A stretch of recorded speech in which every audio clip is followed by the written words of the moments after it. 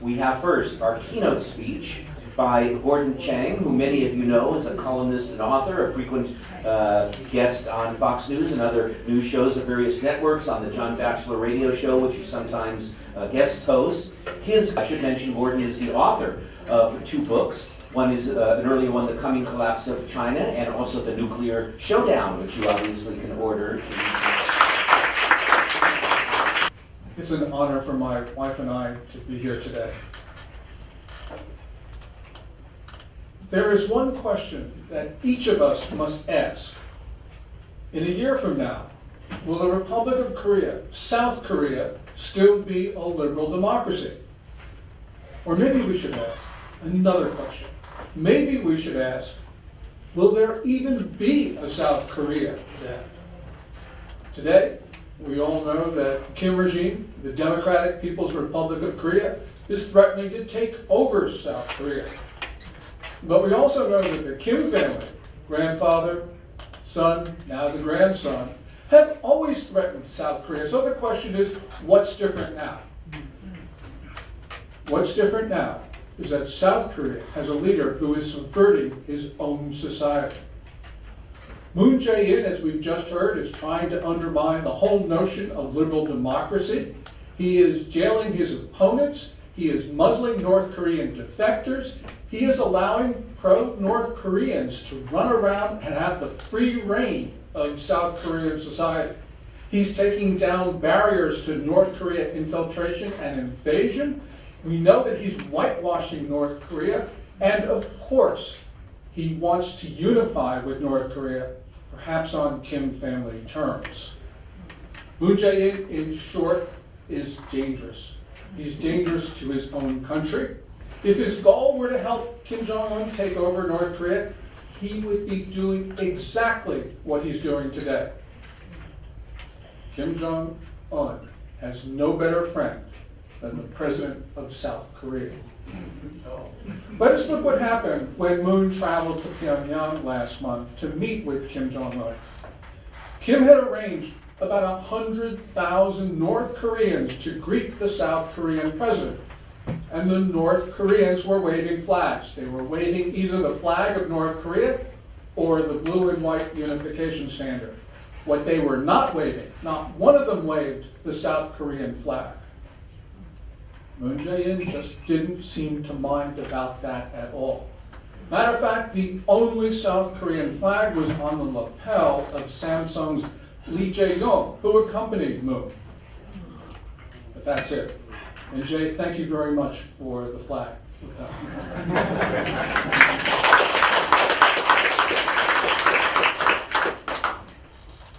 What we saw in Pyongyang was Moon trying to downplay the legitimacy of the government that he leads and even downplay the existence of the state that he was elected to represent. So let's look at what Moon actually said when he was in North Korea. And pardon me for my pronunciation. Moon on the trip often used the phrase Namchuk, literally south side or south, when the custom has been for South Korean presidents to refer to it Hongkong, literally the country of Han people. Similarly, Moon, when he was in North, said Namchuk Gukmin, that translates as South Side citizens. South Korean presidents would normally say Uri Gukmun, literally our citizens, or figuratively, my citizens. In contrast, Kim Jong-un did not return the favor. When he talked about these things, he only used the communist term, Uri Inmin, our people or my people. Moon's choice of words clearly indicated that he was subtly, but nonetheless significantly, he was not asserting the right of South Korea to exist. Now, Moon obviously wants to change that position, which has been core to South Korea's existence since its founding in August of 1948. So, for instance, recently his Ministry of Education has disturbingly changed the textbooks. Up to now, South Korea's textbooks have said that Seoul, quote, is the only legitimate government on the Korean peninsula. New textbooks, those authorized by Moon, do not include that phrase. Also, the Unification Ministry's training materials no longer include that important declaration. Now, to pave the way for unification, which is obviously Moon's cherished goal, he's also tried to make South Korea more compatible with Kim Jong-un's North Korea. Most fundamentally, the Democratic Party of Korea, Moon's party, led an attempt to remove the concept of liberal from democratic in the South Korean constitution. Now, fortunately, South Korea's conservatives were able to rebuff that effort, but the Education Ministry in June of this year tried to change the country's textbooks again to eliminate the concept of liberal from the concept of democracy. The ministry had to relent in some respects, but nonetheless we can see what Moon is trying to do. Moreover, Moon's government has given only a lukewarm endorsement to the National Community Unification Formula, which has been endorsed by every South Korean president since 1989. And that formula affirms that a unified Korea should be a liberal democracy. The Kim regime in the North, of course, rejects the term liberal, but it does say it's democratic. And so therefore, what Moon is trying to do is to remove a barrier to unification. Moon Jae, in unfortunately intangible ways, is also undermining democracy. Since becoming president in May of last year, he has used the control of the big broadcasters to muzzle those views that he does not like, and also to promote North Korean views. And as Lawrence Beck has pointed out to me, recently an American expert who was visiting Seoul was warned by a state-funded broadcaster not to voice views of criticism of Moon's approach to North Korea. Now Moon's government is going after free expression on social media. Minju, his political party, has sponsored a broadcast reform bill, as it's called. And that bill, if enacted, would allow the government to take down YouTube videos that it doesn't like. As Ambassador Lee has said, YouTube is a main venue for those who don't share Moon's views. In South Korea, is it really becoming North Korea? Well, it's certainly moving in that direction, because we see that Moon, using the color of law and also insidious means, is actually moving the government to a very coercive position. A favorite tactic has been to use criminal defamation charges against critics. Moreover, the South Korean government is pressuring North Korean defectors to keep quiet about their experiences in North Korea and how they feel about the Kim regime. Conservative voices, Peck says, have been prosecuted, they've been persecuted, they've been pressured, they've been censored, they have been retaliated against, and they've been harassed. And they are not the only ones who have been targeted by this. What we are seeing is North Korean elements in South Korea are starting a reign of terror. And in that reign of terror, the North Korean elements, of course, feel free to speak, and they're denying that same right to others. The North's radical proponents are now holding rallies against what they call are the scum. In other words, those people who left North Korea to live in freedom in the South. Moreover, the radicals have been putting up posters in Seoul, these wanted posters, especially for 2 North Korean defectors. Because these 2 defectors have been targeted for assassination by Pyongyang, what these wanted posters do is it puts their lives in risk. Free democracy, as we now know it, is currently on the verge of collapse, say many people in South Korea. And that's true, because the feeling of alarm is certainly, with justification, widespread in South Korean society. And if all of this were not enough, Moon unilaterally and with agreement by North Korea is now starting to take down the defenses against a North Korean attack, as we just heard from Dave Maxwell. So for instance, he's taking down barbed wire fencing, observation posts, tank traps. He's also proposing a substantial reduction in the size of the South Korean military. Now, you will hear justifications for the reduction of the size of the military, and people say, well, collapsing demography, we don't have the young men who are willing to serve. I'm not buying it. First of all, South Korea's population size has still growing. And clearly what we're seeing is, although it eventually will turn down in several years, it's nonetheless big enough to support the size of the military as it is today. Second, the planned decrease in size of the force of the military is much greater than the projected demographic decline.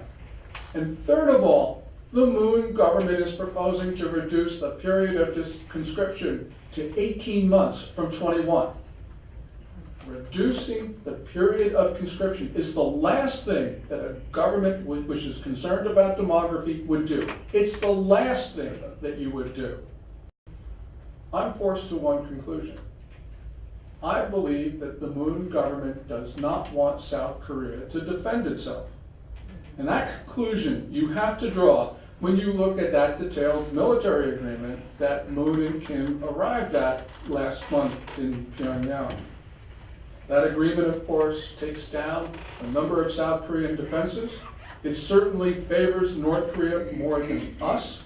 And remember, as Dave pointed out, North Korea is the attacker. We are the defenders. Now, many people speculate as to Moon's motives, but whatever his intention, we have heard from Daniel and from others about Moon's advisors. Many of them who were members of these Juche revolution groups, the Jusapa, and who have refused to disavow their views to this day. And to this day, allegations continue to swirl around Moon's chief of staff, Im Jong-sok. Moon, as Lawrence points out, is still continuing to hire far-left investors. Therefore, Moon's refusal to insist that North Koreans fly their flag, his flag, the South Korean flag during this trip, is disturbing. This is a breach of diplomatic protocol, and any national leader would have insisted that the South Korean flag be flown. As my friend Dave Maxwell says, and sorry to rely too much on you, Dave, but you are the source of my wisdom on this, the North continually attempts to subvert, coerce, and extort South Korea. And now Kim appears to have recruited a sympathizer in the form of the South Korean president. As a result, we all have to be concerned that South Korea is becoming defenseless, under threat from a militant regime. As an initial matter, there's a danger, a real danger, that the United States is just going to get sick and fed up with all that's going on and walk away from South Korea. We know that we have a president who in March of 2016, when he was running for the White House, actually suggested that the United States walk away from not only South Korea, but Japan. But there is real anger in these days, and that anger is justified, as it should be. We've got to remember, go back to the end of October of last year when the South Korean Foreign Ministry issued, in conjunction with the Chinese Foreign Ministry, the infamous 3 no's. Those 3 no's were that South Korea would not allow any more emplacements of the American-built THAAD missile defense system, that South Korea would not participate in any ballistic missile defense system, and that South Korea would not join any tripart alliance with Japan and the United States. Now, there was no or virtually no consultation with Washington before South Korea issued the 3 no's, and that, of course, is inconsistent with South Korea's obligations as a treaty partner. By issuing the 3 no's on missile defense and alliance matters, South Korea essentially told us 2 things. First of all, Seoul was saying that Beijing was more important to South Korea than the United States. And Seoul was saying that although the United States is obligated to defend South Korea, we cannot use certain weapons to do so because China would be angry. Since when did China get a veto over the defense of the Korean Peninsula? Since when do the Chinese get to say what weapons we can use to protect ourselves from a threat that, after all, China has nurtured? And of course, the military pact last month, that too was negotiated and signed without consultation with the United States. So it's not surprising that American officials are a little bit hot under the collar these days, and we turn to what happened this week, which was certainly a diplomatic breach on the part of the United States. South Korea's foreign minister, Kang, just said a couple days ago that no, Secretary of State Mike Pompeo was not uncivil to her. Well, I think he probably was, because the reporting also indicates that Pompeo was so upset during a phone call with Minister Kang that he actually hung up. He cooled down and then called her back later. Yeah, it's a diplomatic breach, but I don't blame Pompeo, because I probably would have done the same thing. And maybe, just maybe, what we're seeing is a deliberate strategy on the part of the South Koreans to make the U.S. so upset that we do walk away. Getting America off the peninsula, which is a result of a peace declaration that Moon Jae-in wants, well, what would happen? Yes, immediately after that, you would hear all those forces that Daniel talked about. They would then say, look, there's no need for American troops anymore. Okay? No American troops, no alliance. What happens? It's what Maxwell talks about. Sorry, Dave. But it's exactly what he'll talk about, and that is North Korea will intimidate South Korea into submission. The danger of Moon's moves, therefore, is the existence of the South Korean state will be ended. There'll be no more free Korea, the better version of Korea. So if South Koreans don't stop their president, then we could see the DPRK in a position to take over the South. And that's not just my view. Kim Jong-un in recent months has been talking more and more about quote-unquote final victory, which is North Korean code for the elimination of the South Korean state. So he's getting optimistic that he, Kim Jong-un, will be able to do what his granddad and his dad was not able to do, which is to absorb South Korea. So what should we do? Well, we need to convince the American public that the Mutual Defense Treaty with South Korea is not just for the benefit of South Korea, but it's also for the benefit of the United States. Why is this the case? Why is it in the interest of the United States? Well, first of all, for more than a century, about a century and a half, American policymakers have drawn their Western defense perimeter, not off the coast of Hawaii, not off the coast of Guam, but off the coast of East Asia. South Korea, which is of course on the continent of East Asia, anchors the northern end of that defense perimeter. And with South Korea in unfriendly hands, it makes Japan, another treaty partner of the US, untenable to defend. Second, we all know that this is a time when democracy, the form of governance, our governance, is under attack by large authoritarian states and under attack by others. We cannot afford to lose any free society, especially a free society as important as South Korea's. All of us, South Koreans and Americans, should continue protesting in Seoul, and we should continue talking to the American public and American policymakers. Americans need to hear that not all South Koreans support their President Moon Jae-in. Americans need to hear that South Koreans want to continue to live in freedom. All of this, of course, is a tall order because, as we've heard so many times today, the media is firmly in the control of Moon Jae-in. But this is a struggle that we can win, and it's a struggle that we will have to win. America's security is dependent upon the security of South Korea. South Korea's security is dependent on ours. So for Americans, from our point of view, defending South Korea is defending America.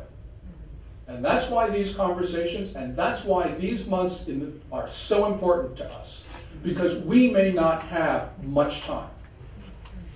So for all that you have done, and all that you will do, I salute you.